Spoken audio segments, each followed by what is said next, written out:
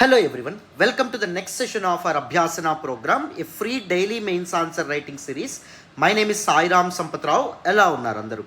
So మీ అందరికీ తెలిసినటువంటి విషయమే, రీసెంట్గా మనం అభ్యాసన అనేటటువంటి డైలీ మెయిన్స్ ఆన్సర్ రైటింగ్ సిరీస్ని స్టార్ట్ చేయడం అనేది జరిగింది. ఈ సిరీస్లో భాగంగా మనం every day 6 days a week ఒక క్వశ్చన్ని పిక్ చేసుకొని దాన్ని డీటెయిల్డ్గా ఎక్స్ప్లెయిన్ చేసుకుంటాం. అండ్ దాంతోపాటు what should be the approach that you need to follow, what should be the etiquette, what should be the modeling or skeleton on which your answer should be structured, answer should be framed. ఇవన్నీ మనం డీటెయిల్డ్గా మాట్లాడుకుంటున్నాం. Monday GS paper 1 నుంచి, Tuesday GS paper 2 నుంచి, Wednesday GS paper 3 నుంచి, Thursday GS paper 4 నుంచి, Friday SA పేపర్కి సంబంధించినటువంటి క్వశ్చన్ పిక్ చేసుకుని డిస్కస్ చేస్తున్నాం. సాటర్డే రీసెంట్ కరెంట్ అఫైర్స్కి సంబంధించినటువంటి క్వశ్చన్ని ఫ్రేమ్ చేసి దాన్ని మనం డీటెయిల్గా ఎక్స్ప్లెయిన్ చేసుకుంటున్నాం. అవునా? ఈ సెషన్స్లో భాగంగా మెయిన్స్ ఆన్సర్ రైటింగ్లో మీరు పాటించాల్సినటువంటి డిఫరెంట్ ఇన్స్ట్రక్షన్స్, రూల్స్ ఏవైతే ఉన్నాయో వాటి గురించి కూడా మనం డీటెయిల్డ్గా మాట్లాడుకుంటున్నాం. అండ్ ఆన్సర్ రైటింగ్లో మీ స్కిల్ సెట్ని పెంచే విధంగా చాలా సైంటిఫికల్ మేనర్లో ఈ పర్టికులర్ సిరీస్ని మనం డిజైన్ చేయడం అనేది జరిగింది. So I hope all of you are making use of all our efforts. So మన ఎఫర్ట్స్ మీకు నచ్చుతున్నట్టయితే please do hit that big fat like button. Explanation ఎలా ఉందో కామెంట్ చేయండి. మీ ఫ్రెండ్స్ అండ్ ఫెలో ఆస్పిరెంట్స్ కూడా మన వీడియోస్ని షేర్ చేసే ప్రయత్నం చేయండి. ఛానల్ని ఇంకా సబ్స్క్రైబ్ చేసుకోకపోతే సబ్స్క్రైబ్ చేసుకోండి. ఇలాంటి చాలా ఇనిషియేటివ్స్తో మనం ముందుకు రాబోతున్నాం. రైట్, మరి వితౌట్ ఎనీ ఫర్దర్ డిలే మనం క్వశ్చన్లోకి వెళ్ళిపోదాం. జాగ్రత్తగా వినండి. సో ఆల్రెడీ మనం చెప్పుకున్నట్టు క్వశ్చన్ చూడకముందే ఫస్ట్ ఈ చివరి ఉన్నటువంటి వర్డ్ లిమిట్ని మనం ఐడెంటిఫై చేయాలి. ఎన్ని మార్క్స్ ఈ క్వశ్చన్కి ఎలొకేట్ చేశారో మనం ఐడెంటిఫై చేయాలి. 250 words క్వశ్చన్కి మనం ఎంత టైం అనేటటువంటి తీసుకోవాలి ఆల్రెడీ చెప్పాను నేను. 10 to 11 minutes ఇచ్చేటటువంటి ప్రయత్నం చేయాలి. సార్ 11 minutes కంటే ఎక్కువ టైం నేను ఇవ్వకూడదా అంటే it always depends on your confidence on this particular question. ఈ పర్టికులర్ క్వశ్చన్ని మీ మీద మీకు కాన్ఫిడెన్స్ ఎలా ఉంది, మీరు ముందు ప్రిపరేషన్ టైంలో ఈ పర్టికులర్ టాపిక్ని చదివారా లేదా, దాని మీద డిపెండ్ అవుతుంది. మరి 250 words క్వశ్చన్ ఎన్ని పేజెస్లో రాయాలి సార్? 2.5 pages రాయాల్సి ఉంటుంది. సార్ 2.5 pages దాటి నేను ఎప్పుడు వెళ్ళకూడదా అంటే హ్యాపీగా వెళ్ళొచ్చు. You can always take that Liberty to right up to 3 or 3.5 pages. కానీ అది కూడా దేని మీద డిపెండ్ అవుతుంది అంటే మీ confidence on this particular question దాని మీద డిపెండ్ అవుతుంది. రైట్, మరి ఫస్ట్ స్టెప్లో భాగంగా మనం ఏం నేర్చుకున్నాం, ఎన్ని పేజెస్లో మన ఆన్సర్ రాయాలి, ఎంత టైం అనేటటువంటిది మన ఆన్సర్కి ఇవ్వాలి మనం తెలుసుకున్నాం. ఇప్పుడు ఏం చేయాలి, క్వశ్చన్ని మనం అర్థం చేసుకునే ప్రయత్నం చేయాలి. క్వశ్చన్ చదువుతున్నాను చూడండి. Geopolitical and socio economic dimensions across the globe are undergoing changes which call for United Nations Security Council reforms pending since its coming into existence. So ఇలాంటి ఒక స్టేట్మెంట్ ఏదైతే ఉందో దానికి ఏం పేరు ఇచ్చుకున్నాం మనం లాస్ట్ క్లాస్లో, ప్రెసిషన్ స్టేట్మెంట్ అంటారని చెప్పుకున్నాం. So the examiner, the paper setter was very precise about the fact that present టైమ్స్లో ప్రపంచ రాజకీయాలు, geopolitical dimensions, social and economic dimensions, సామాజిక మరియు ఆర్థిక పరిస్థితులు అనేటటువంటివి ప్రపంచవ్యాప్తంగా చాలా మార్పులకు లోనవుతున్నాయి. దాని కారణంగా వివిధ దేశాలు ఐక్యరాజ్య సమితి భద్రతా మండలి ఏదైతే ఉందో, యునైటెడ్ నేషన్స్ సెక్యూరిటీ కౌన్సిల్ ఏదైతే ఉందో దానిలో కొన్ని రిఫార్మ్స్, మార్పులు, సంస్కరణలు తీసుకురావాలని చెప్పి అంటున్నారు. అయితే ఈ రిఫార్మ్స్ ఇప్పటికీ పెండింగ్లో ఉన్నాయి అని చెప్పి ఒక ప్రెసిషన్ స్టేట్మెంట్ ఇవ్వడం అనేది జరిగిందనమాట. అంటే examiner is very sure about, very precise about giving this particular statement openly. చాలా ఓపెన్గా ఇస్తున్నారు, ఎందుకంటే ఆయన ఖచ్చితంగా తెలుసు ప్రపంచ రాజకీయాల్లో మార్పులు వస్తున్నాయని, ప్రపంచ ఆర్థిక సామాజిక వ్యవస్థల్లో మరియు పరిస్థితుల్లో మార్పులు వస్తున్నాయని చెప్పి ఆయనకు తెలుసు. And various countries United Nations security కౌన్సిల్లో రిఫార్మ్స్ తీసుకురావాలని చెప్పి డిమాండ్స్తో ముందుకొస్తున్నారని చెప్పి కూడా ఆయనకు తెలుసు. అండ్ ఈ డిమాండ్స్ ఏవైతే ఉంటాయో అవి ఎప్పటి నుంచో పెండింగ్ ఉన్నాయని చెప్పి కూడా ఆయనకి ఖచ్చితంగా తెలుసు. అండ్ ఫైనల్లీ ఇక్కడ డైరెక్టివ్ వర్డ్ ఏదైతే ఉందో అది వాడబడింది ఏంటి అంటే ఎల్యూసిడేట్. రిమెంబర్ ఆల్వేస్, ఎల్యూసిడేట్ అంటే ఏంటి అంటే మేక్ సంథింగ్ క్లియర్. సో ఏదైతే ప్రెసిషన్ స్టేట్మెంట్ ఇస్తున్నారో దాన్ని క్లియర్గా చెప్పమంటున్నారు, అరటిపండు వచ్చినట్టు చెప్పమంటున్నారు.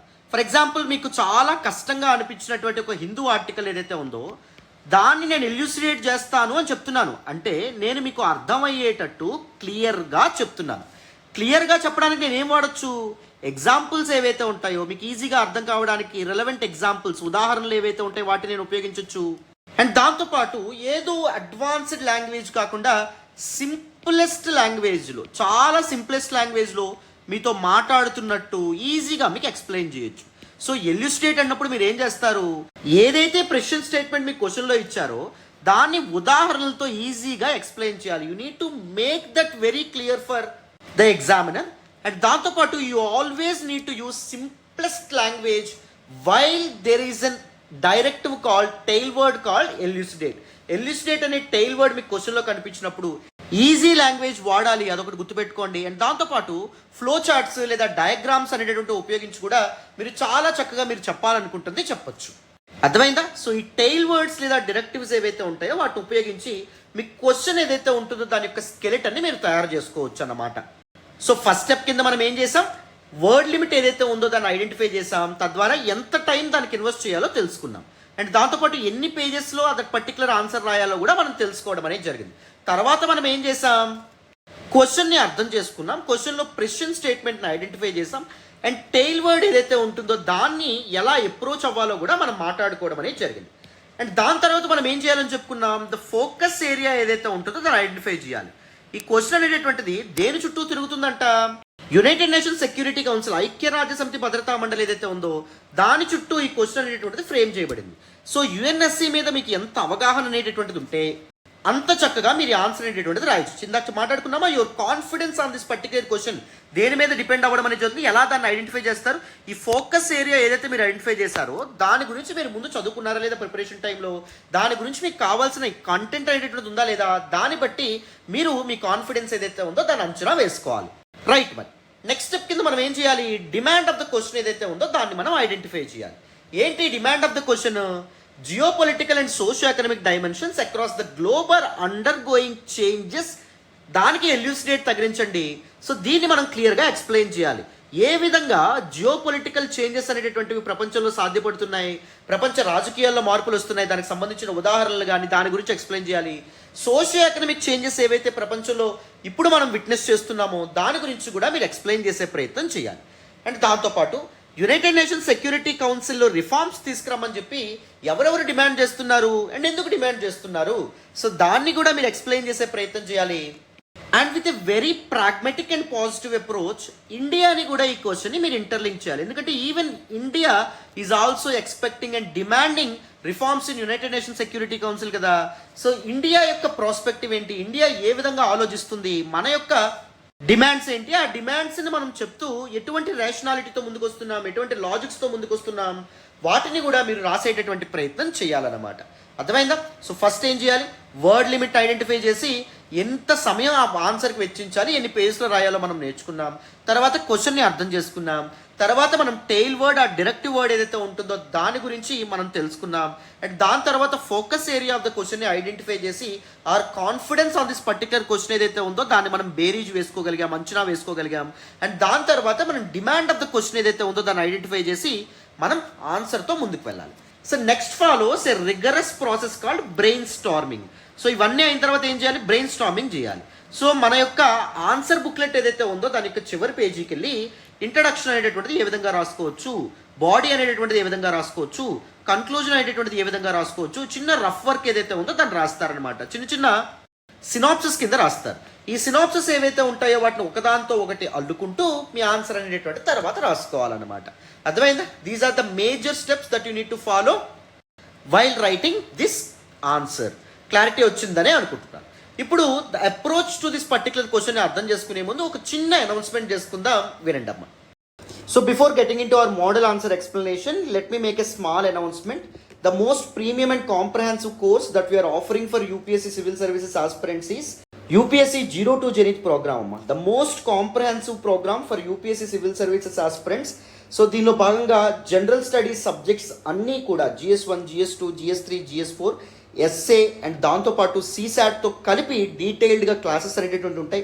Comprehensive one stop solution PDF notes కూడా మీకు ప్రొవైడ్ చేయడం అనేటువంటి జరుగుతుంది. అండ్ దాంతోపాటు క్లాసెస్ అనేటటువంటివి మీకు లైవ్లో తీసుకోబడతాయి. లైవ్ క్లాస్ ఒకవేళ మీరు మిస్ అయితే రికార్డెడ్ క్లాసెస్ కూడా మీకు యాక్సెస్ అనేటటువంటిది ఉంటుంది. ఎంతకాలం రికార్డెడ్ క్లాసెస్కి యాక్సెస్ ఉంటుంది అంటే ఫర్ లైఫ్ టైం మీకు రికార్డెడ్ క్లాసెస్కి యాక్సెస్ ఉంటుంది. అండ్ దీనిలో భాగంగానే మీకు prelims test series and mains test series include అయ్యి రావడం అనేటువంటిది జరుగుతుందమ్మా. ప్రతి సబ్జెక్ట్ని బేసిక్స్ నుంచి డీటెయిల్డ్గా ప్రతి ఒక్కరికి అర్థమయ్యే విధంగా ఇన్ డెప్త్ చెప్పడం అనేది జరుగుతుంది. Not only me, all the faculty members in our institute. మీరు లైవ్ క్లాస్లో 100 సార్లు వాళ్ళకి డౌట్లు అడిగినా 100 సార్లు కూడా ఓపిక్గా ఎక్స్ప్లెయిన్ చేస్తారు. And as the name indicates 0 to zenith, మీరు ఏ స్టేజ్లో ఉన్న ప్రిపరేషన్లో, బిగినర్ లెవెల్లో ఉన్న బేసిక్స్ అనేటటువంటి మీకు పూర్తిగా తెలియకపోయినా ఎగ్జామ్ గురించి కానీ లేకపోతే ఎగ్జామినేషన్ సిలబస్ గురించి కానీ ప్రతిదీ డీటెయిల్డ్గా హ్యాండిల్ చేయబడుతుంది. మీకు మళ్ళీ పూర్తి అడ్వాన్స్డ్ లెవెల్ వరకు తీసుకెళ్లే పూర్తి బాధ్యత మాది.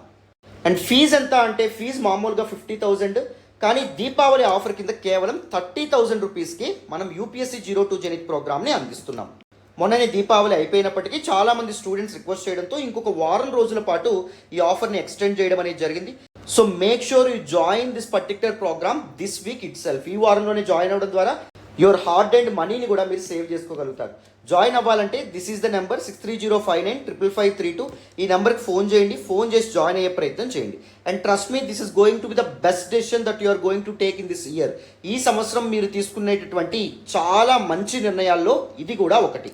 And one thing I can promise is you will never regret joining any of our courses. Be it comprehensive courses like 0 to Zenith programme కానీ, సబ్జెక్ట్ వైజ్ కోర్సెస్ తీసుకున్నా, లేకపోతే మన దగ్గర టెస్ట్ సిరీస్ తీసుకున్నా, you are not going to regret. That is my guarantee. నన్ను నమ్మి join అవ్వండి. మీ నమ్మకం అయితే ఒమ్ము కాదు. మీ ప్రిపరేషన్ జర్నీలో నేను మీకు తోడుగా ఉంటాను, మన ఫ్యాకల్టీ మెంబర్స్ మీకు తోడుగా ఉంటారు. యూపీఎస్సీ ఎగ్జామ్లో మీ సక్సెస్ని ఫోకస్ చేస్తూ దాన్ని దృష్టిలో పెట్టుకుంటూ ఈ ప్రోగ్రామ్ని డిజైన్ చేయడం అనేటువంటి జరిగింది. It is a well designed, scientifically designed programme. So try to join this particular programme as soon as possible. Next Monday నుంచి ఫీజు 50,000 కాబోతుంది. అండ్ మేము లిమిటెడ్ సీట్స్ని మాత్రమే యాక్సెప్ట్ చేస్తున్నాం. సో వీలైనంత త్వరగా జాయిన్ అయ్యేటటువంటి ప్రయత్నం చేయండి. ఓకేనా? రైట్. మరి ఇప్పుడు వితౌట్ ఎనీ ఫర్దర్ డిలే మనం ఆన్సర్ అప్రోచ్లోకి, మోడల్ ఆన్సర్ ఎక్స్ప్లెనేషన్లోకి వెళ్ళిపోదాం. వినాలి. సో ఇంట్రడక్షన్ ఎలా ఉండాలో చూడండి. The golden rule again, whatever the word limit prescribed in the question, introduction and conclusion ప్రిసైజ్గా షార్ట్గా ఉండాలి. Not more than 2 to 3 lines, 2 నుంచి 3 లైన్స్ మాత్రమే ఇంట్రడక్షన్ అండ్ కన్క్లూజన్లో మీరు రాయాలి. అంతకు మించి ఎక్కువగా ఉండకూడదు అనమాట. ఇది ఆల్వేస్ ద గోల్డెన్ రూల్, గుర్తుపెట్టుకోవాలి. సో ఇంట్రడక్షన్ మనం ఎలా అప్రోచ్ అవ్వచ్చు జాగ్రత్తగా గమనించండి. You can begin by providing a brief overview of the United Nations Security Council.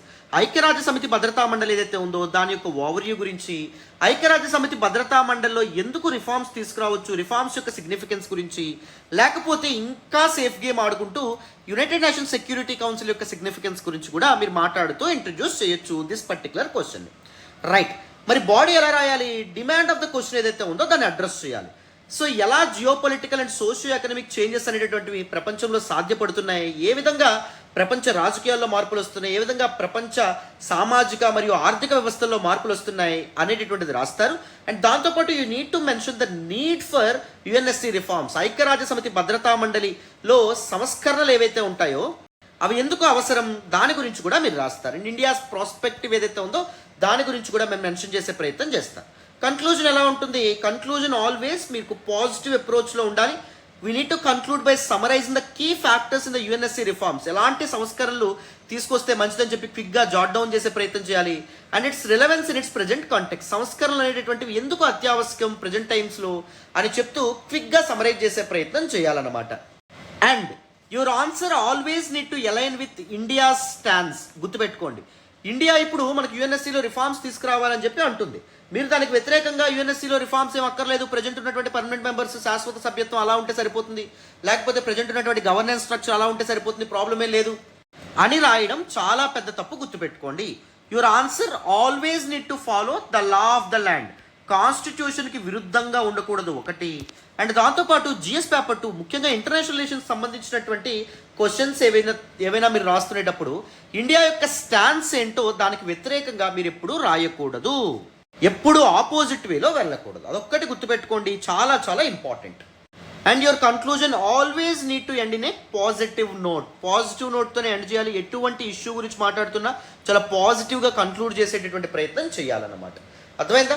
So this should be the approach that you need to follow. ఇప్పుడు మనం ఏం చేద్దామంటే మోడల్ ఆన్సర్ని చూపించి ఎక్స్ప్లెయిన్ చేసుకుందాం, జాగ్రత్తగా వినండి. అండ్ ఇంకో విషయం, ఎందుకు ఈ పర్టికులర్ క్వశ్చన్ మనం సెలెక్ట్ చేసుకోవడం అనేది జరిగింది కరెంట్ అఫైర్స్లో భాగంగా. రీసెంట్గా అక్టోబర్ 24వ తారీఖున యునైటెడ్ నేషన్స్ డే ఏదైతే ఉంటుందో సెలబ్రేట్ చేయబడింది అనమాట. ఐక్యరాజ్య సమితి దినోత్సవం అంటాం. ఐక్యరాజ్య సమితి అక్టోబర్ 24, 1945లో ఏర్పడింది. After math of world war 2, రెండవ ప్రపంచ యుద్ధంలో ప్రపంచం విపరీతమైనటువంటి డిస్ట్రక్షన్ని ఫేస్ చేయడం అనేటువంటిది జరిగింది. విపరీతమైనటువంటి కేయోటిక్ సిచ్యువేషన్స్ని ఫేస్ చేయడం అనేటువంటిది జరిగింది. ఎంతోమంది ప్రాణాలు కోల్పోయారు, ఎంతోమంది వాళ్ళ యొక్క లైవ్లీహుడ్స్ని కోల్పోయారు. రెఫ్యూజీ క్రైసిస్ ఏదైతే ఉంటుందో అది మొదలవ్వడం అనేది జరిగింది. శరణార్థులుగా వేరే ప్రాంతాలకు తరలి వెళ్లాల్సినటువంటి పరిస్థితి ఆ సమయంలో ఏర్పడడం అనేటటువంటి జరిగింది. ఎవరికైనా యునైటెడ్ నేషన్స్ ఐక్యరాజ్య సమితి గురించి కానీ అసలు యునైటెడ్ నేషన్స్ సెక్యూరిటీ కౌన్సిల్ అంటే ఏంటో అర్థం కాకపోతే నేను రీసెంట్గా ఒక వీడియో చేశాను, A to Z of United nations అని చెప్పి. వీలైతే ఆ వీడియో చూసే ప్రయత్నం చేయండి. డీటెయిల్డ్గా ఇన్ డెప్త్ యునైటెడ్ నేషన్స్ గురించి కానీ, యునైటెడ్ నేషన్స్ యొక్క వేరియస్ ఆర్గాన్స్ గురించి కానీ, యునైటెడ్ నేషన్స్ యొక్క వర్కింగ్ గురించి కానీ పూర్తి స్థాయిలో ఎక్స్ప్లెయిన్ చేశాను. ఐకార్డ్స్లో ఇచ్చే ప్రయత్నం చేస్తాను ఆ వీడియో యొక్క లింక్ని, లేకపోతే డిస్క్రిప్షన్లో అయినా ఇచ్చే ప్రయత్నం చేస్తాను. వాచ్ చేయండి, మీకు చాలా క్లారిటీ అనేటటువంటిది వస్తుందన్నమాట. ఓకేనా? మరి ఇప్పుడు వితౌట్ ఎనీ ఫర్దర్ డిలే మనం ఏం చేద్దాం, మోడల్ ఆన్సర్లోకి వెళ్దాం, వినండి. So let us look at the introduction. Always remember the golden rule, only 2 to 3 lines, అంతకు మించి ఎక్కువ లైన్స్ రాయకూడదు. Okay, right. సో జాగ్రత్తగా గమనించండి ఇంట్రడక్షన్.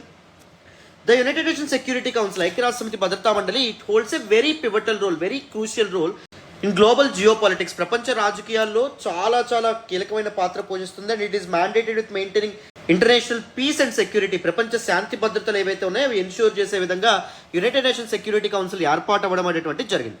కానీ the structure which was established post world war second, రెండవ ప్రపంచ యుద్ధం తర్వాత కదా this present structure, the governance framework అనేటువంటిది ఏర్పాటైంది. ఎలాగా? With its permanent members wielding veto powers. So మామూలుగా యునైటెడ్ నేషన్స్ సెక్యూరిటీ కౌన్సిల్లో పర్మనెంట్ మెంబర్స్ 5 ఉంటారు, శాశ్వత సభ్యులు. నాన్ పర్మనెంట్ మెంబర్స్ ఎవరైతే ఉంటారో, తాత్కాలిక సభ్యులు ఎవరైతే ఉంటారో వాళ్ళు 10 మంది ఉండమనేటువంటి జరుగుతుంది. ఈ 5 పర్మనెంట్ మెంబర్స్ ఎవరైతే ఉన్నారో, శాశ్వత సభ్యులు ఎవరు? వరల్డ్ వార్ 2లో గెలుపొందినటువంటి allied powers. For example United States of America కానీ, లేకపోతే రష్యా కానీ, లేకపోతే చైనా కానీ, అండ్ దాంతోపాటు UK అండ్ ఫ్రాన్స్. వీటికి ఉన్నటువంటి ఇదేంటి అంటే వీటో పవర్ అనేటటువంటిది ఉంటుంది. UNSCలో తీసుకొచ్చినటువంటి ఏ రిజల్యూషన్కైనా నో చెప్పేటటువంటి అధికారం వీళ్ళకు ఉంటుంది. ఇందులో ఒక్కరు నో చెప్పినా దట్ పర్టికులర్ రిజల్యూషన్ ఏదైతే ఉంటుందో అది వీగిపోతుంది, అది ఇంప్లిమెంటేషన్ నోచుకోదన్నమాట. అర్థమైందా? ఈజ్ ఇన్ఎడిక్వేట్, దట్ స్ట్రక్చర్ ఏదైతే ఉందో, దిస్ ఫ్రేమ్వర్క్ ఏదైతే ఉందో is inadequate in addressing today's complex challenges. ప్రస్తుతం మొదలవుతున్నటువంటి చాలా చాలా సవాళ్ళు ఏవైతే ఉంటాయో వాటిని ట్యాకిల్ చేయడంలో, అండ్ తద్వారా ఇంటర్నేషనల్ పీస్ అండ్ సెక్యూరిటీని ఎన్ష్యూర్ చేయడంలో, అప్పుడు రెండవ ప్రపంచ యుద్ధం ఎండ్ అయిన తర్వాత ఏర్పాటైనటువంటి ఈ స్ట్రక్చర్ సరిగ్గా సరిపోదు అని చెప్తున్నారు. As the geopolitical landscape evolves, ఎందుకంటే ప్రపంచ రాజకీయాల్లో సమూలంగా మార్పులు రావడం అనేది జరుగుతుంది. Characterised by the rise of new powers, కొత్త కొత్త పవర్స్ అనేటువంటి ఎమర్జ్ అవుతున్నాయి. These 5 are not anymore the super powers, right? కొత్త పవర్స్ లైక్ ఇండియా కానీ, బ్రెజిల్ కానీ, సౌత్ ఆఫ్రికా కానీ, జర్మనీ రూపాల్లో మొదలవడం అనేటువంటిది జరిగింది. అండ్ సిగ్నిఫికెంట్ ఎకనామిక్ షిఫ్ట్స్ ఏవైతే ఉంటాయి వాటిని కూడా మనం గమనించవచ్చు. ఫర్ ఎగ్జాంపుల్ ఇండియా లాంటి కంట్రీ 5th లార్జెస్ట్ ఎకానమీగా భారతదేశం ఉండబడేటువంటి జరిగింది. అండ్ బై 2035 మనం 3rd లార్జెస్ట్ ఎకానమీగా మారాలని చెప్పి అనుకుంటున్నాం. ఆ విధంగా అడుగులు వేస్తున్నాం. మనం రీసెంట్గా ప్రైమ్ మినిస్టర్ గారు కూడా అదే మాట చెప్పడం అనేటువంటి జరిగింది. అండ్ 2047కి డెవలప్డ్ నేషన్గా మారేటటువంటి ప్రయత్నంలో మనం ఉన్నాం, isn't it? So economic conditions, economic systems ఏవైతే ఉంటాయో అవి కూడా చేంజ్ అవుతున్నాయి. దాని కారణంగా there is a need for more inclusive and adaptable UNSC becomes apparent. So United Nations Security council యొక్క పవర్ అనేటువంటిది కేవలం ఈ 5 దేశాల చేతుల్లో కాకుండా ఐక్యరాజ్య సమితి భద్రతా మండలి ఏదైతే ఉందో చాలా ఇంక్లూజివ్గా మారాలి. డిఫరెంట్ ప్లేయర్స్ వాళ్ళ యొక్క వాయిసెస్ని, వాళ్ళ యొక్క డిమాండ్స్ని ఫుల్ఫిల్ చేసుకునే విధంగా ఐక్యరాజ్య సమితి భద్రతా మండలి ఏదైతే ఉందో అది తీర్చిదిద్దబడాలి అని చెప్పి చెప్తున్నాం అనమాట. అదేవిధంగా ప్రిసైజ్గా ఈజీగా మీరు ఈ విధంగా రాయొచ్చు యువర్ ఇంట్రడక్షన్. అండ్ మనం ఏం చెప్పుకున్నాం, ఎల్యూసిడేట్ అంటే ఏం చెప్పుకున్నాం, మేకింగ్ సంథింగ్ క్లియర్. సో మనకి ప్రెసిడెంట్ స్టేట్మెంట్లో ఏమి ఇచ్చారు, జియో పొలిటికల్ ల్యాండ్స్కేప్లో చేంజెస్ అనేవి వస్తున్నాయి, సోషల్ అండ్ ఎకనామిక్ ల్యాండ్స్కేప్లో కూడా చేంజెస్ వస్తున్నాయని చెప్పాం. సో జియో పొలిటికల్ చేంజెస్ ఎలా వస్తున్నాయి, జియో పొలిటికల్ డైనమిక్స్ అనేటటువంటి ఎలా మారుతున్నాయని సబ్స్టాన్షియేట్ చేసుకుంటూ మనం ఏం చేయాలి, డిఫరెంట్ రీజన్స్ అనేటటువంటివి చెప్పాలి. పోస్ట్ వరల్డ్ వార్ 2 స్ట్రక్చర్ ఏదైతే ఉంటుందో it no longer reflects today's multipolar reality. రెండవ ప్రపంచ యుద్ధం తర్వాత ఏర్పడినటువంటి స్ట్రక్చర్ కదా యునైటెడ్ నేషన్స్ సెక్యూరిటీ కౌన్సిల్లో 5 శాశ్వత సభ్యులు ఉండాలి. ఈ 5 శాశ్వత సభ్యులకు కూడా వీటో పవర్ అనేది ఉండాలి. సో దిస్ ఫ్రేమ్వర్క్ ఏదైతే ఉందో అది రెండవ ప్రపంచ యుద్ధం తర్వాత తీసుకొచ్చినటువంటిది. బట్ ఇప్పుడున్నటువంటి పరిస్థితులు సేమ్ అలాగే ఉన్నాయా అంటే లేదు. Today's world is multipolar in nature. అంటే పవర్ అనేటటువంటిది వేరియస్ పవర్ సెంటర్స్ మధ్య షేర్ అవుతూ ఉండడం అనేది జరిగింది. ఫర్ ఎగ్జాంపుల్ జర్మనీ చేతుల్లో సిగ్నిఫికెంట్ పవర్ ఉంది, ఇండియా చేతుల్లో సిగ్నిఫికెంట్ పవర్ అనేది ఉంది, ఆస్ట్రేలియా చేతుల్లో సిగ్నిఫికెంట్ పవర్ అనేటటువంటిది ఉంది, బ్రెజిల్ చేతుల్లో సిగ్నిఫికెంట్ పవర్ అనేటటువంటిది ఉంది. వరల్డ్ అనేటటువంటిది మల్టీపోలార్గా మారడం అనేటటువంటిది జరిగింది. సో దిస్ మల్టీపోలార్ వరల్డ్లో కేవలం 5 దేశాల చేతుల్లోనే శాశ్వత అధికారాలు ఏవైతే ఉంటాయో ఉండడం ఎంతవరకు కరెక్ట్ అని చెప్పి మనం మాట్లాడాలి. And emergence of new powers, కొత్త నేషన్స్ అనేటటువంటి సూపర్ పవర్స్గా ఎదుగుతున్నాయి. For example India, Brazil, South Africa, Germany. They possess significant global influence but lack representation in United Nations Security Council. So global geo పాలిటిక్స్ని, ప్రపంచ రాజకీయాల్ని, ప్రపంచ సామాజిక ఆర్థిక వ్యవస్థల్ని ప్రభావితం చేసేటటువంటి కెపాసిటీ ఈ దేశాలకు ఉన్నప్పటికీ ఐక్యరాజ్య సమితి భద్రతా మండలిలో మాత్రం ఫెయిర్ రిప్రజెంటేషన్ ఈ దేశాలు పొందుతున్నాయా అంటే పొందని పరిస్థితి.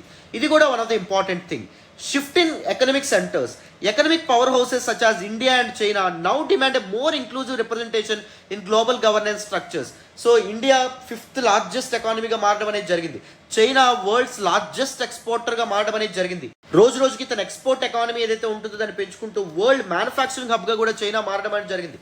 ఈ పరిస్థితుల్లో దిస్ గ్లోబల్ గవర్నెన్స్ స్ట్రక్చర్లో, దిస్ మల్టీలేటరల్ ఆర్గనైజేషన్స్లో బెటర్ రిప్రజెంటేషన్ కోసం ఈ కంట్రీస్ ప్రయత్నిస్తూ ఉన్నాయి. And even we can observe changing alliances and conflicts over the time. ఒకప్పుడు మిత్రులుగా ఉన్నటువంటి వాళ్ళు ఇప్పుడు శత్రువులు అయ్యారు, ఒకప్పుడు శత్రువులుగా ఉన్నటువంటి వాళ్ళు మిత్రులు అయ్యారు. ఫర్ ఎగ్జాంపుల్ కోల్డ్ వార్ సమయంలో, మనకి ప్రచ్ఛన్న యుద్ధం సమయంలో యుఎస్ పాకిస్తాన్ వైపు ఎక్కువగా ఉండమని చెప్పి పాకిస్తాన్కి సపోర్ట్ చేసేది. బట్ ఇప్పుడు ఇండియాకి యుఎస్ పెద్ద ఎలైగా మనం చెప్పొచ్చు. United States of America and దాంతోపాటు ఇండియా యొక్క ఫ్రెండ్షిప్ రోజు రోజుకి బలపడడం అనేటువంటిది జరుగుతుంది, రైట్? సో చైనాకి పాకిస్తాన్ దగ్గర అవ్వడం అనేది జరిగింది. ఇలా ఎలియన్సెస్ ఏవైతే ఉంటాయో రోజు రోజుకి మార్పు చెందుతున్నాయి. Modern security threats and evolving alliances necessitate a UNSC capable of effectively addressing dynamic challenges. So మారుతున్నటువంటి పరిస్థితులు, పోకడల దృష్ట్యా ఐక్యరాజ్య సమితి భద్రతా మండలిలో మార్పులు తీసుకురావడం, రిఫార్మ్ సంస్కరణలు తీసుకురావడం చాలా ఇంపార్టెంట్గా మనం చెప్పొచ్చు. క్లియర్గా మనం ఎస్టాబ్లిష్ చేసాం how the global geopolitical landscape is evolving every day, right? So ఇప్పుడు సోషియో ఎకనామిక్ డైమెన్షన్స్లో కూడా చాలా మార్పులు రావడం అనేది జరుగుతుంది. ఫర్ ఎగ్జాంపుల్ 2వ ప్రపంచ యుద్ధం సమయం నాటికి గ్లోబలైజేషన్ అంత ర్యాపిడ్ స్కేల్లో ఉండేదా అంటే ఉండేది కాదు. బట్ 1980s అండ్ 1990s తర్వాత వరల్డ్ చాలా గ్లోబలైజ్ అవ్వడం అనేటువంటిది జరిగింది. Increased interconnectivity and interdependence due to globalisation. సో ఒక కంట్రీ మీద ఇంకో కంట్రీ డిపెండ్ అవ్వాల్సిన పరిస్థితి, ఒక కంట్రీ మీద ఇంకో కంట్రీ ఆధారపడాల్సినటువంటి పరిస్థితి. It requires comprehensive global responses highlighting the need for adaptable United Nations Security Council. So మారుతున్నటువంటి ఈ పరిస్థితుల దృష్ట్యా గ్లోబలైజేషన్ కారణంగా పీపుల్ యొక్క social life and economic life మీద కూడా చాలా మార్పులు లోనవ్వడం అనేది జరిగింది. మన సామాజిక జీవితాల మీద కూడా, మన లైఫ్ స్టైల్స్ కూడా గ్లోబలైజేషన్ చాలా ఇంపాక్ట్ చూపించడం అనేది జరిగింది because of cultural diffusion and other associated aspects, isn't it? So మారుతున్నటువంటి పరిస్థితుల దృష్ట్యా యునైటెడ్ నేషన్స్ సెక్యూరిటీ కౌన్సిల్లో కూడా అలాంటి రిఫార్మ్స్ తీసుకురావడం ఇంపార్టెంట్ అని చెప్పి మనం చెప్పుకోవచ్చు. Climate change. ఒకప్పుడు ప్రపంచం ముందున్నటువంటి పెద్ద సవాల్ ఏంటి అంటే international peace, stability and security. ఆ పరిస్థితుల దృష్ట్యా ఐక్యరాజ్య సమితి భద్రతా మండలి ఏర్పాటైంది. సో 5 పర్మనెంట్ మెంబర్స్ ఎవరైతే ఉంటారో వాళ్ళకి వీటో పవర్స్ అనేటటువంటి అందించడం అనేది జరిగింది. ఓకే, బట్ ఇప్పుడు ప్రపంచం ముందున్నటువంటి కామన్ ఎనిమీ ఏంటి? Climate change. వాతావరణంలో వస్తున్నటువంటి పెను మార్పులు ఏవైతే ఉన్నాయో అవి. Climate change impacts peace and security. Climate change కారణంగా ఏమవుతుంది? ప్రపంచంలో ఉన్నటువంటి రిసోర్సెస్ ఏవైతే ఉంటాయో రోజు రోజుకి డిటోరియేట్ అవుతున్నాయి. ఎప్పుడైతే రిసోర్సెస్ తగ్గిపోతూ ఉంటాయో పీపుల్ మధ్య కాన్ఫ్లిక్ట్ అండ్ కాంపిటీషన్ అనేటువంటిది విపరీతంగా పెరుగుతుంది. For example sub Saharan region మీరు చూసుకున్న, నార్థన్ ఆఫ్రికన్ రీజియన్స్ మీరు చూసుకున్నా, అక్కడ ఏమవుతుంది? రిసోర్సెస్ డిటోరియేట్ అవ్వడం వల్ల రోజు రోజుకి కాన్ఫ్లిక్ట్స్ అనేటువంటి విపరీతంగా ఇంటెన్సిఫై అవ్వడం అనేది జరుగుతుంది. సో కాన్ఫ్లిక్ట్స్ని, వరల్డ్ పీస్ అండ్ సెక్యూరిటీని ఏది ఇన్ఫ్లుయెన్స్ చేయడం అనేది జరుగుతుంది? క్లైమేట్ చేంజ్ కూడా ఇన్ఫ్లుయెన్స్ చేయడం అనేటువంటిది జరుగుతుంది. సో అందుకు ఈ దృష్ట్యా ఐక్యరాజ్య సమితి భద్రతా మండలిలో మార్పులు రావడం, ఆ విధమైనటువంటి సంస్కరణలు రావడం అనేటువంటిది ఇంపార్టెంట్గా మనం చెప్పొచ్చు. Pandemics and health security. Even మన లైఫ్స్ని, మన సోషల్ లైఫ్ని వీటన్నిటిని మార్చినటువంటి ఒక ఇంపార్టెంట్ ఈవెంట్ ఏంటి అంటే కోవిడ్-19 పాండమిక్ లాంటి విపత్కర పరిస్థితులు. సో ఇలాంటి పాండమిక్స్ ఫ్యూచర్లో వచ్చినప్పుడు ఐక్యరాజ్య సమితి భద్రతా మండలి కానీ, ఐక్యరాజ్య సమితి అనుబంధ సంస్థలు కానీ ఏ విధంగా వర్క్ చేయొచ్చు అనే విషయాన్ని కూడా పరిగణలోకి తీసుకొని రిఫార్మ్స్ తీసుకురావడం important. Human rights and humanitarian crises. Instances of abuses and crisis demand UNSC that better represents diverse perspectives. So ఐక్యరాజ్య సమితి భద్రతా మండలి నిజంగా సరిగ్గా పనిచేస్తే ప్రపంచంలో డిఫరెంట్ కాన్ఫ్లిక్ట్స్ అనేవి వచ్చేవి కాదు. ఫర్ ఎగ్జాంపుల్ మనకి ఇరాన్ ఇరాక్ వార్ కానీ, లేకపోతే ఆఫ్ఘనిస్తాన్లో యునైటెడ్ స్టేట్స్ ఆఫ్ అమెరికా ఫోర్సెస్కి అండ్ తాలిబాన్ ఫోర్సెస్కి జరిగినటువంటి ఇంపార్టెంట్ కాన్ఫ్లిక్ట్ కానీ, శ్రీలంకన్ సివిల్ వార్ కానీ, వియత్నాం వార్ కానీ, కొరియన్ క్రైసిస్ కానీ, రష్యా యుక్రెయిన్ కాన్ఫ్లిక్ట్ కానీ, అర్మేనియా అజర్బైజాన్ డిస్ప్యూట్ కానీ, ఇజ్రాయెల్ పాలస్తీనా కాన్ఫ్లిక్ట్స్ కానీ, ఇవన్నీ నిజంగా ఐక్యరాజ్య సమితి భద్రతా మండలి సరిగ్గా పనిచేస్తే ఇవన్నీ తీవ్రతరం అయ్యేవా, ఇంటెన్సిఫై అయ్యేవి కాదు. సో క్లియర్గా మనకు అర్థమవుతుంది ఏంటి? What it is clearly demonstrating UNSC is largely failing in keeping it's mandate. So తన బాధ్యతను నిర్వర్తించడంలో, తన బాధ్యతను నిలబెట్టుకోవడంలో ఐక్యరాజ్య సమితి భద్రతా మండలి ఫెయిల్ అవుతుంది, ఓడిపోతుంది రోజు రోజుకి అని చెప్పి మనం అర్థం చేసుకోవాలి. సో దాన్ని స్ట్రెంథన్ చేయాలి అంటే దీనిలో రిఫార్మ్స్ తీసుకురావడం చాలా ఇంపార్టెంట్గా మనం గమనించాలి. ఆ విధంగా ప్రపంచ దేశాలు ముందుకు అడుగులు వేయాలని చెప్పి మనం అర్థం చేసుకోవచ్చు. సో మనం క్లియర్గా ఏం చేసాం, ద ప్రెసిడెంట్ స్టేట్మెంట్లో ఇచ్చినటువంటి 2 ఇంపార్టెంట్ థింగ్స్ ఏంటి, జియో పొలిటికల్ ల్యాండ్స్కేప్లో వస్తున్నటువంటి చేంజెస్, సోషియో ఎకనామిక్ ఆస్పెక్ట్స్లో వస్తున్నటువంటి చేంజెస్, వాటిని సబ్స్టాన్షియేట్ చేస్తూ మనం డీటెయిల్డ్గా డిఫరెంట్ రీజన్స్ని అండ్ రీజనింగ్ని ఇవ్వడం అనేటువంటిది జరిగింది. మరి యునైటెడ్ నేషన్స్ సెక్యూరిటీ కౌన్సిల్లో రిఫార్మ్స్ ఎందుకు అవసరం, దీన్ని కూడా మనం అడ్రస్ చేయాలి. ఫస్ట్ వన్ ఏంటంటే to ensure inclusivity and legitimacy. United Nations security యొక్క స్ట్రక్చర్ ప్రజెంట్ అన్డెమోక్రటిక్గా ఉండమనేటటువంటి జరిగింది. అంటే అన్ని దేశాలకి సమాన ప్రాతినిధ్యం లేకుండా ఓన్లీ 5 పవర్స్ మాత్రమే కంప్లీట్గా వీల్ చేయడం అనేది జరుగుతుంది. అండ్ ఇక్కడ ఒక ఇంపార్టెంట్ ప్రాబ్లం ఏంటి అంటే దీస్ 5 పవర్స్ కూడా ideologically very diverse. For example United States of America ఒక రెజల్యూషన్ తీసుకురావాలనుకుంటే రష్యా కానీ చైనా కానీ ఆ రెజల్యూషన్కి అడ్డుపడుతున్నాయి. రష్యా కానీ చైనా కానీ ఒక రెజల్యూషన్ తీసుకురావాలనుకుంటే యునైటెడ్ స్టేట్స్ ఆఫ్ అమెరికా ఆ రెజల్యూషన్కి అడ్డుపడడం అనేది జరుగుతుంది. Because of this divergence in ideology ఐక్యరాజ్య సమితి భద్రతా మండలి ఏ రిజల్యూషన్ ని పాస్ చేయలేనటువంటి పరిస్థితి ఏర్పడుతుంది అనమాట. మరీ ముఖ్యంగా the conflicts where these players are involving, ఈ ప్లేయర్స్ ఇన్వాల్వ్ అవుతున్నటువంటి కాన్ఫ్లిక్ట్స్ ఏవైతే ఉంటాయో వాటిని పరిష్కరించడంలో ఒక పెద్ద సవాల్ ఎదురవ్వడం అనేది జరుగుతుంది. ఎప్పుడైతే మిగిలిన ప్లేయర్స్ కూడా న్యూట్రల్ ప్లేయర్స్ కూడా ఇంక్లూడ్ అవ్వడం అనేటువంటిది జరుగుతుందో యుఎన్ఎస్సి పర్మనెంట్ నేషన్స్ ఏవైతే పర్మనెంట్ మెంబర్స్ ఎవరైతే ఉన్నారో ఆ లిస్ట్కి, సో అప్పుడు బెటర్ రిజల్ట్స్ అనేటటువంటి ఎక్స్పెక్ట్ చేయొచ్చు అని చెప్పి మనం చెప్పొచ్చు. And even for equitable representation, inclusion of nations like India, Brazil, South Africa, Germany would better align the UNSC with contemporary power dynamics. మారుతున్నటువంటి ప్రపంచ రాజకీయాలు ఏవైతే ఉంటాయో వాటి దృష్ట్యా ఈ దేశాలను మనం యాడ్ చేయడం ద్వారా ఈ విషయాలకి యుఎన్ఎస్సిలో సమాన ప్రాతినిధ్యం అందించడం వల్ల ఇంకా బెటర్ అవుట్కమ్స్ని మనం ఎన్ష్యూర్ చేయొచ్చు. ఫ్యూచర్ కాన్ఫ్లిక్ట్స్ ఏవైతే ఉంటాయో వాటిని ప్రివెంట్ చేయొచ్చు. అండ్ యుఎన్ఎస్సి యొక్క ఎఫెక్టివ్ని ఎన్ష్యూర్ చేయడానికి కూడా యుఎన్ఎస్సిలో రిఫార్మ్స్ అనేటటువంటి తీసుకురావడం వెరీ ఇంపార్టెంట్. ముఖ్యంగా క్లైమేట్ చేంజ్, ఎన్విరాన్మెంటల్ కన్సర్న్స్ వీటన్నిటిని దృష్టిలో పెట్టుకొని రిఫార్మ్స్ తీసుకురావడం కూడా చాలా important. Even for global governance, addressing global issues like climate change కానీ లేకపోతే రైజ్ ఆఫ్ న్యూ పాండమిక్స్ కానీ లేకపోతే హెల్త్ సెక్యూరిటీని ఎన్ష్యూర్ చేయడంలో కానీ ఆర్టిఫిషియల్ ఇంటెలిజెన్స్, మెషిన్ లెర్నింగ్ లాంటి క్రిటికల్ టెక్నాలజీస్ ఏవైతే ఉంటాయో అవి అడ్వాన్స్ అవుతున్న దృష్ట్యా అవి పోజ్ చేసే ఛాలెంజెస్ని ట్యాకిల్ చేయాలన్న యుఎన్ఎస్సిలో రిఫార్మ్స్ అనేటటువంటివి అత్యావశ్యకంగా మనం చెప్పొచ్చు. మరి ఇండియా యొక్క పర్స్పెక్టివ్ ఏంటి? India representing the global south and India representing the developing nations, time and again it is calling for the reforms in United Nations Security Council. ఐక్యరాజ్య సమితి భద్రతా మండలిలో సంస్కరణలు రావాలి, ద గవర్నెన్స్ ఫ్రేమ్వర్క్ ఆఫ్ యుఎన్ఎస్సిలో మార్పులు రావాలని చెప్పి ఇండియా ఎప్పుడూ అంటుంది. అండ్ గ్రూప్ ఆఫ్ 4 నేషన్స్ ఏవైతే యుఎన్ఎస్సిలో రిఫార్మ్స్ రావాలని కోరుకుంటున్నాయో ఆ 4 నేషన్స్ ఏంటి, జపాన్ ఒకటి, జర్మనీ ఒకటి, ఇండియా ఒకటి, బ్రెజిల్ ఒకటి. ఈ 4 దేశాలు కూడా రిఫార్మ్స్ తీసుకురావాలని కోరుకుంటే అందులో ముఖ్యంగా ఇండియా చాలా డిమాండ్స్తో ముందుకు రావడం అనేటువంటి జరిగింది.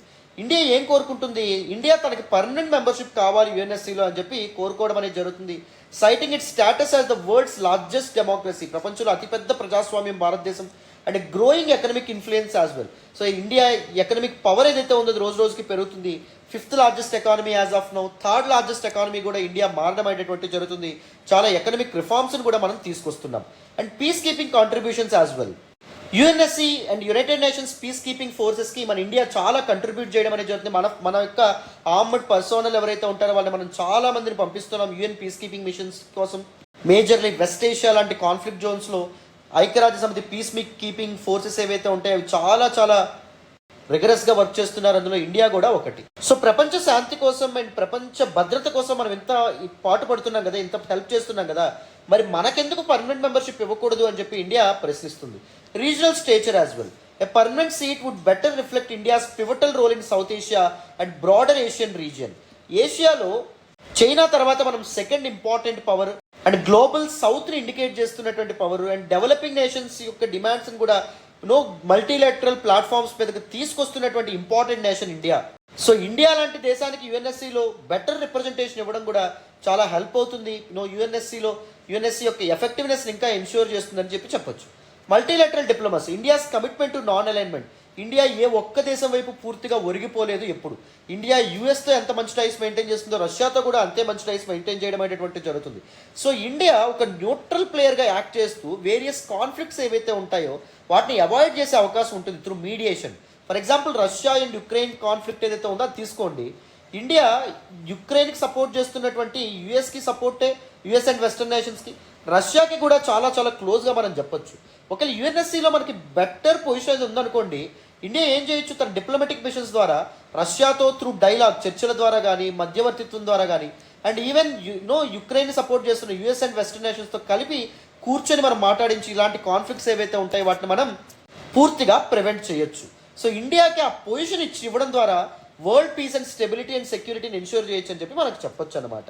అండ్ నెక్స్ట్ వీటో పవర్ కూడా. India alongside others seeks limitations on veto power, recognizing its implement to the UNSC's effectiveness. చెప్పాను కదా, వీటో పవర్ అనేటటువంటిది పర్మనెంట్ మెంబర్స్ ఎవరైతే ఉంటారో వాళ్ళకు ఉండడం వల్ల యుఎన్ఎస్సీ ఎఫెక్టివ్నెస్ కంప్లీట్గా పోతుందన్నమాట. ఎందుకంటే ఈ 5 పర్మనెంట్ మెంబర్స్లో ఐడియాలజికల్ డిఫరెన్సెస్ అనేవి ఉన్నాయి. యునైటెడ్ స్టేట్స్ ఆఫ్ అమెరికా ఒక రిజల్యూషన్ తీసుకొచ్చినప్పుడు చైనా అండ్ రష్యా వాటిని కంప్లీట్గా అడ్డుకుంటున్నాయి. చైనా అండ్ రష్యా తీసుకొచ్చినప్పుడు, ఏదైనా రెజల్యూషన్ తీసుకొచ్చినప్పుడు యుఎస్, ఫ్రాన్స్ అండ్ యూకే అడ్డుకోవడం అనేటువంటి జరుగుతుంది. దీనివల్ల యునైటెడ్ నేషన్స్ సెక్యూరిటీ కౌన్సిల్ ఎటువంటి రెజల్యూషన్ తీసుకురావాలనేటువంటి పరిస్థితి ఏర్పడుతుంది అనమాట. So the entire framework of veto power అనేది పూర్తిగా లేకుండా చేయాలి.